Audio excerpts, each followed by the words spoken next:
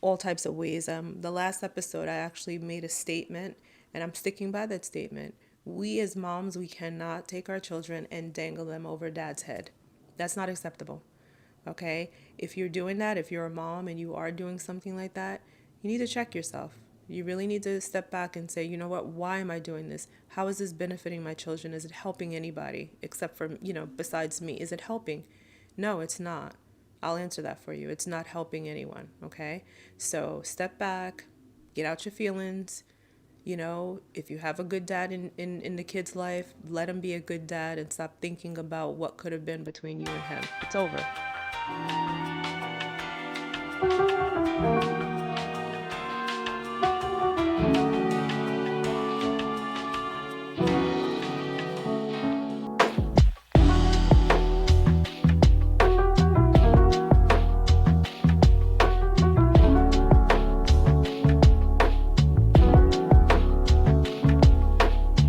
Hey y'all, welcome back to Father Fridays, the space where good fathers get clarity, confidence, and community.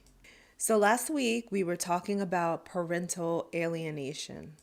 This week we're going to go a step further and we're going to talk about high conflict co-parenting. Say that fast 3 times.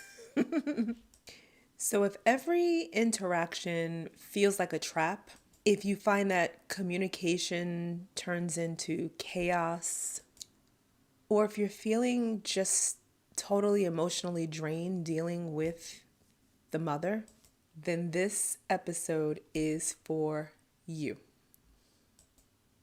So let's start off first by talking about what I am and what I am not. So you have to understand that number one, anything that I say here is by opinion, by experience. You do not have to take what I say and make it something that works for you. I am not an attorney. I do not work in the legal profession, and I am not qualified to give you any kind of legal advice or anything that would sound like legal advice. That's not my role here. If you're watching it, I'm just some random chick talking about stuff that happened, and it just so happened to be some legal stuff, some family matters. You can take it, you can use it, it's up to you. I would advise you to get your own attorney. I would advise you to do your own research. Okay? Don't just take my word for it. Do your research. Also, let me just remind you that I am recording this video around the holiday season, specifically the Christmas holiday season. My kids are going on vacation. Everybody's off from school and some people are off from work. So I am going to take some time and return back to you guys maybe the week of January 5th. That will be the next Father Friday that I do. I'm not sure which day January that Friday is. And yes, I already know I'm recording on a Saturday, so what? But let's just say, okay, so that week is actually the 9th or the 10th. So next week, next Friday, the next 2 Fridays, no, I will not be recording. So just a reminder, I'm going to take a little break also. That way I can do my own research and bring you back some more quality content. I think by now we can call this a series because you have more than enough videos to go back and actually watch yourself. And I will continue to create videos. I told you I will do this for as long as I can, as long as I have breath in my body, because I've seen things happen in my own family, and it's not that I'm against moms. Hello, I'm a mom, but I've seen some moms handle things in not so good ways, and I've seen dads react, or I've seen dads not really know how to handle situations or how not even know how to take the first step. I've seen people being taken advantage of, just in the legal system, specifically fathers, simply because they're males, and because they don't know how to, because you guys don't know how to fight for yourself, you end up, getting more frustrated, losing time with your children. And I don't want to see you do that. I think every father deserves an opportunity to be in their child's life. If you're not a father who's doing the right thing, if you're one of those fathers who actually walked away because you were frustrated by what mom was doing, or because you were frustrated by what the court was doing and you weren't able to really have that time with your children. And I'm not talking about those of you who are being really abusive and obnoxious and all of those things. For that, get help. You need some professional help. And, after that, work on yourself and then go and see if you can be back in your children's lives, because they don't need that type of drama. They're already experiencing the fact that you two are not together and they don't have mom and dad in the same household, whatever your situation is, okay? But I'm talking about those specifically, like my own late husband, who, and some of my friends that I've been talking to recently, who are just having a really stressful time. The relationship didn't work out, and now they have to deal with the drama of what mom is trying to do to them, and stick it to them in many different ways and all types of ways. The last episode, I actually made a statement, and I'm sticking by that statement. We as moms, we cannot take our children and dangle them over dad's head. That's not acceptable. Okay? If you're doing that, if you're a mom and you are doing something like that, you need to check yourself. You really need to step back and say, you know what, why am I doing this? How is this benefiting my children? Is it helping anybody except for, besides me? Is it helping? No, it's not. I'll answer that for you. It's not helping anyone, okay? So step back, get out your feelings. If you have a good dad in the kid's life, let him be a good dad and stop thinking about what could have been between you and him. It's over. If things can work out and you guys get back together, great. If not, walk away, but make it equitable for everybody. If he hurt your feelings in some way, shape, or form, go get therapy for that. All right? And I'm not trying to be cold or, cold-hearted, because I know there are some dads out there that can be really just not good, you know? But I say, go get therapy, sit down, see if you can come to some reasonable solution, so that your kids don't have to see y'all fighting.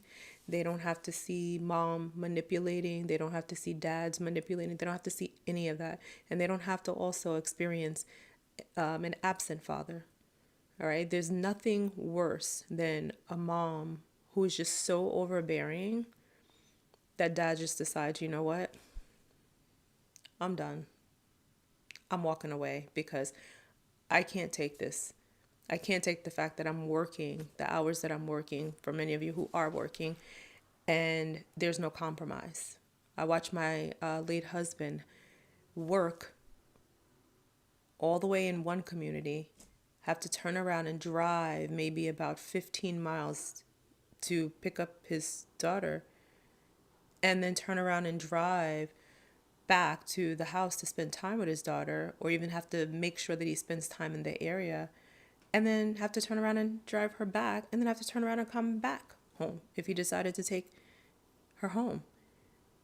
When mom could have just simply met him in the middle.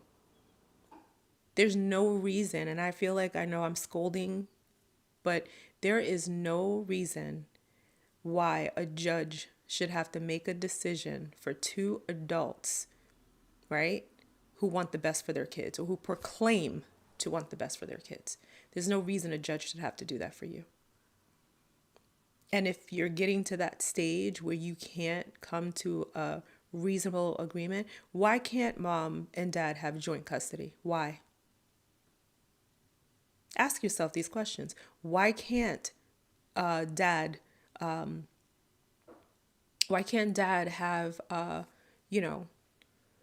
half time with the kids and you have half time? Why can't you split the week? What's the problem? Why? What's the problem? And don't give me a reason because you're in your feelings. Give me an actual valid reason why. If especially if dad lives close, or even if dad doesn't live super close and he's willing to take the kids to school, why can't he have half the time with them? Why? Because he has a new girlfriend? Because he got remarried? Because he decided that he didn't want to be with you anymore? Like, why? Give me a valid reason, because none of those are valid reasons. And you're stealing time from your children. You're stealing time from your children. Time that they can be spending time with their father. If nothing that I say matters or applies to you, then don't receive it. But if it does, I hope it makes you sit down and really think about what you're doing or what you've been doing and how it's affecting everything. I'll say one more thing and then I'm going to talk a little bit about what I set out to talk about.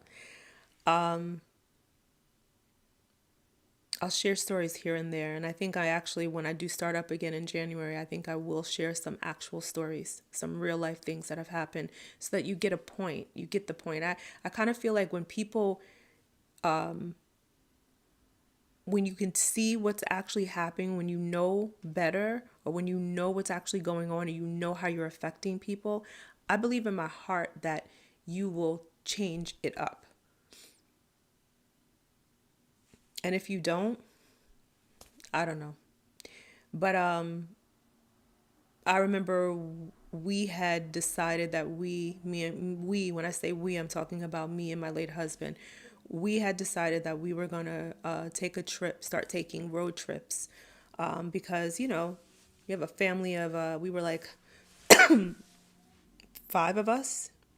You have a family of 5 and you're trying to get plane tickets to go different places, that can become a little pricey. So we decided we still want to be able to go places. We're going to start to incorporate, long distance drives, which I hated, but I was willing to do it. So this one of our first trips. We were actually going to go to Washington, D.C. We're going to pack the kids in the back seat and we were going to just drive down there, right? It's 2 of us. We could share that. We planned it out. I actually had it listed. We were going to go to different places in DC. I knew we were going to park. That's what we do, is, we were figuring that out. He actually told his ex-wife that this is something that we were going to do, and he wanted to bring his daughter. And if that was, okay. This is before we went to court and decided, you know what, you need to know your rights and we need to set a time. We trusted her to do the right thing, and she didn't. She said yes, and then last minute, on the day before, she changed her mind. So you can only imagine, right? That trip that was supposed to be so much fun turned out to be a little miserable because he's watching me with my children and him not being able to celebrate that time with his daughter and all of us together. So there were other times that happened. And on top of that, there were times when we shelled out money for her to be included. And because of the fact that mom changed her mind last minute, so you get where I'm going here. Okay. If you are that mom that you're doing that, please stop. Okay. Please stop. You're like really making things so difficult, more for your kids than anything. And like I mentioned before, if there's some sort of abusive situation going on, you fearful for the kids to be around dad because of things that he's done to you, and you're afraid that he's going to do it to the children, seek professional help. Get therapists involved, get the, law involved if necessary, social services, whatever you need to do in that situation, if you're telling the truth. Sorry, that's it. Okay? Enough of that. Let's get into this episode. So first of all, what is high conflict co-parenting? Let's answer that question. So these are some things that include high conflict co-parenting, and you know I have my list. So number one, communication is constant but unproductive. Emotions drive decisions instead of logic. One parent seeks control, not cooperation. The children are used as leverage. The court is threatened constantly, right? And repeatedly. And finally, peace feels impossible. So, dads, typically when you have high conflict co parenting, you feel this constant criticism, right? The changing of the rules, just like you heard in my story. Constant changing. Yes, they can go. Nope, sorry, can't go. Last minute demands, right? Emotional texts. Blame shifting, right? Well, if you wouldn't have, then I would. Refusing compromise. We know how that is. And rewriting history. So again, an example would be if you don't do this, I'll take you to court. Sound familiar?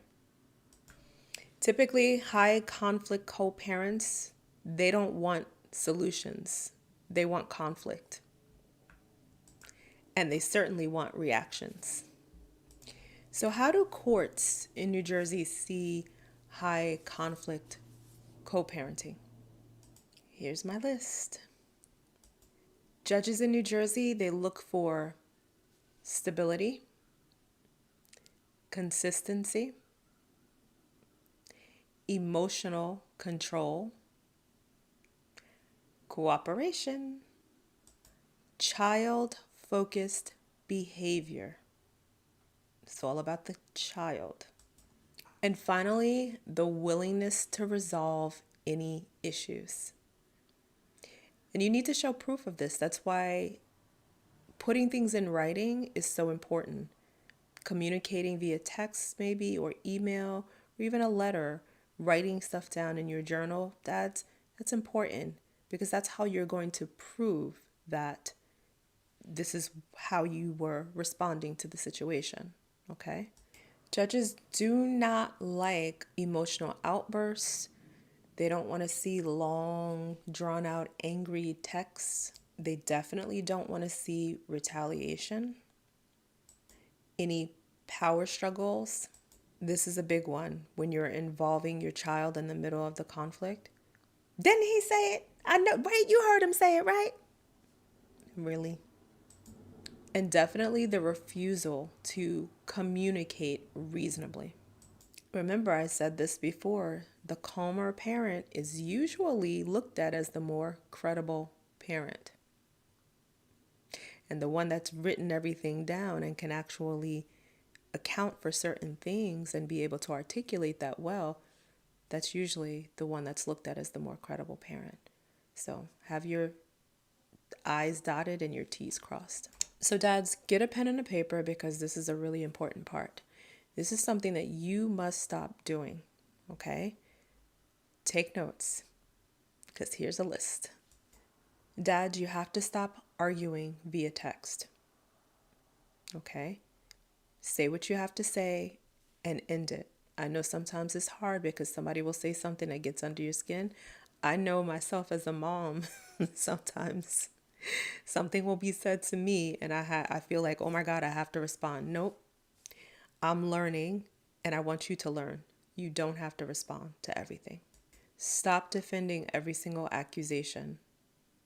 Okay? Doesn't matter. Stop explaining how you feel to someone who could care less. That person wants control anyway. So it doesn't matter how you feel. You see, I be trying, but you... It's not worth it. Don't even do it. Stop responding immediately when triggered. That's why writing and texting is probably a better idea than talking, because usually when someone says something to you and your first instinct many times is you're angry and you're going to respond back. Many times it's better to just ask your question, and whatever they say, it gives you an opportunity to think about it way before you send it. Even if you text it, you can go in and start a separate text. Is a trick, right? Start a separate text. Say everything that you want to say. Don't put a name in it. Say everything that you want to say. And when you're done, delete it. Okay? No oversharing. Okay, you don't have to talk about the apartment that you're getting and how much you're going to be paying for it and where the kids' beds are going to be. It doesn't matter. Just do whatever it is that you need to do. Don't overshare, okay? This is a big one now, especially with technology and everybody being on social media. Stop telling everybody what's going on social media, okay? Stop sitting there and creating your blog post and telling everybody, about what she's doing. Okay? Don't do it. It's not going to go well for you in court. All they're going to do is roll the tape and say, see, is this you? Is this what you said? Like, you don't want to do that to yourself, okay? Venting and writing. I would say you can vent, but again, like I said, type everything out and then delete it. 9 times out of 10, you're just going to get a really negative response back, and it's just going to push you even further into frustration and anger. Okay. I know what I'm talking about because, being on this side of it, I've been notorious for sending long texts and things like that. And I'm still working on that.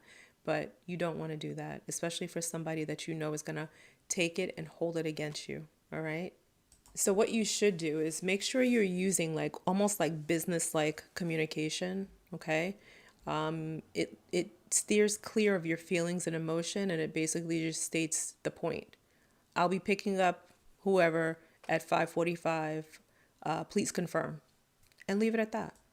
That's a whole lot better than you always know, you always do this, you know how it affects it's going to affect little Junior. Is that what you're doing? Don't do.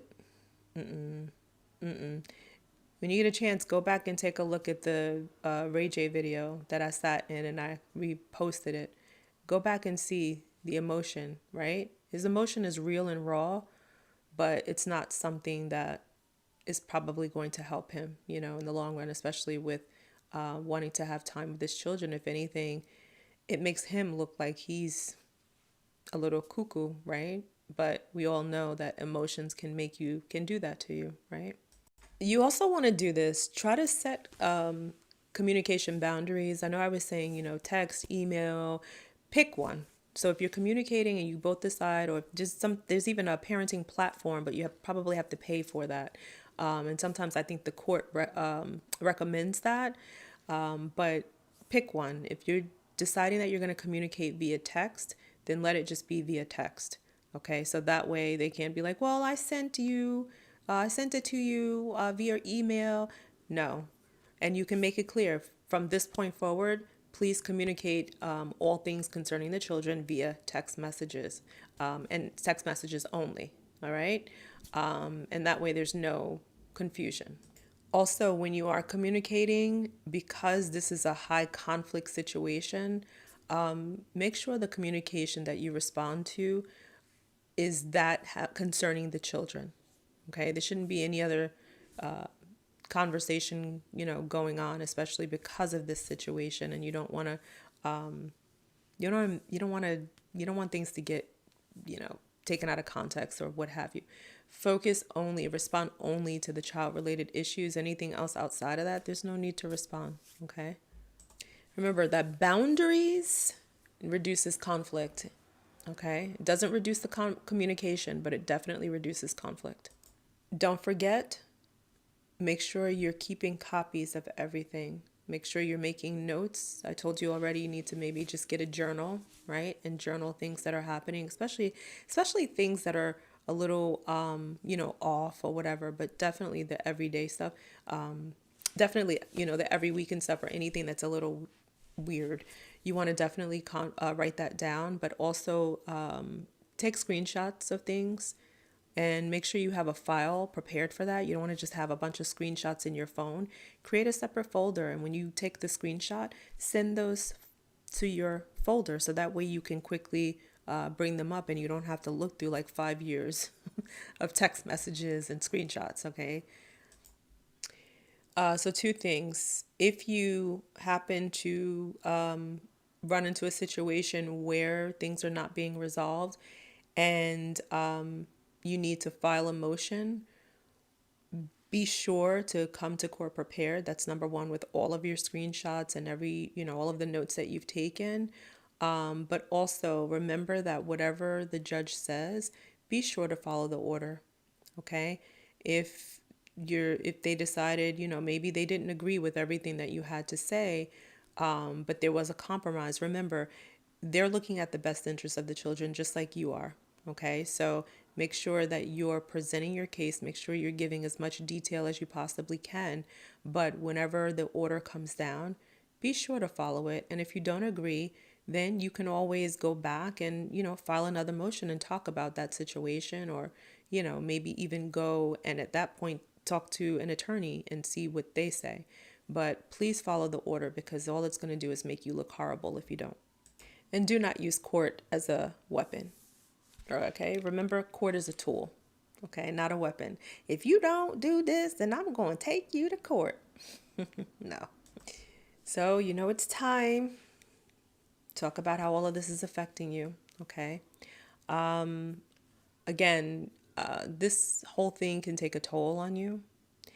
And I'm going to just mention a list of things. And if any of them apply, then it's time to seek some therapy. If you're not if you don't have therapy for your children, you should, because this is affecting them, even though they may not talk about it or anything like that. Get someone that they can talk to so that they don't have to consider, should I talk to mom? Should I talk to dad? No, get them a neutral party to talk to so that they can pour out what they're going through as well, because this is affecting them also. Okay. But here's the list. All right. If you say yes to any of these things, I have resources for you. Have you been going through chronic stress? All right. Maybe you're not able to sleep. Maybe headaches. You're going to work and that's all you can think about is what's going on in your life. That can bring a lot of chronic stress, right? It's continuous, right? Anxiety before every single exchange. Like, oh gosh. Are you like thinking, oh my gosh, I'm going to go pick them up and we're going to definitely get into an argument.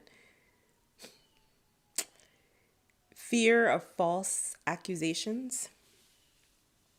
Okay? So you don't say what you mean, or you don't really, you decide, oh, well, I'm not going to, I know this is my weekend, but I'm not going to fight it because she'll make some accusations against me that are false, or she'll try to, bring conflict. Are you exhausted? You just come home and you're just like, I don't want to do this. This is crazy. It's not worth it.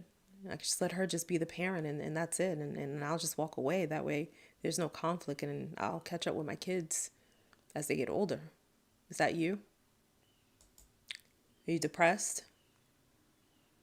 A lot of people don't even know they're depressed until they're out of it. Some people walk around smiling and they're seriously depressed. I'm not a mental health therapist or counselor either, but I'm not trying to give you advice. But if any of these things are threatening you and threatening your lifestyle, then I'm going to tell you what to do. Do you feel like you have a loss of peace? No matter what you do, you can go get a massage, go to the spa. Do you feel like you have a loss of peace? Like you could just never find any peace? Listen, therapy is not something that makes you look like you're crazy. It's a place where you go to talk with someone who is neutral to your situation and give you solutions or help you to walk out things that because you're so stressed, you can't do in normal time anymore. It helps you to know and understand that you're not by yourself. Therapy is help. It's just help. It's general help. Okay? Most importantly, your kids need you. When you're stressed out, that's a toll on your body. I know I'm a widow. I'm a widow because of the stress, because of the anxiety, because of all of those things that my late husband wasn't able to talk about. And when he did, it just became more stressful to him because I wasn't the neutral party. Okay. So sometimes you do need someone outside of your situation to talk to that can help walk you through these things. All right. So here's a list.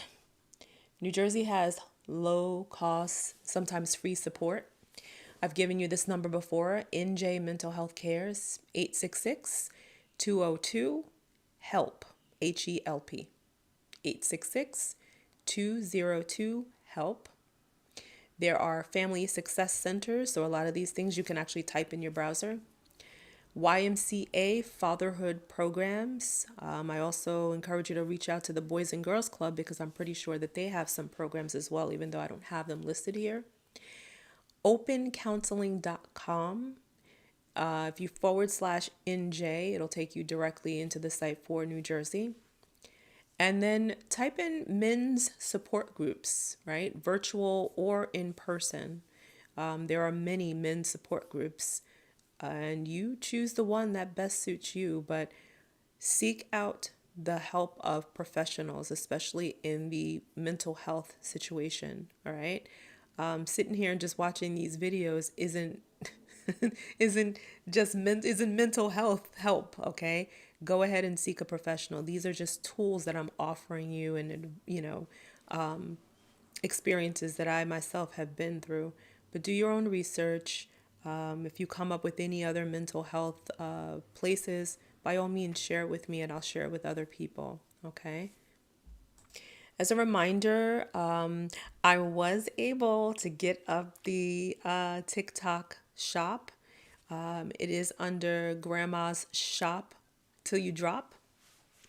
And right now I have one t-shirt up there. This is for something else, but I do plan to put the hashtag babydaddylivesmatter t-shirt up there. So you'll be able to go in to that shop and purchase it. And hopefully I'll be able to get the discount.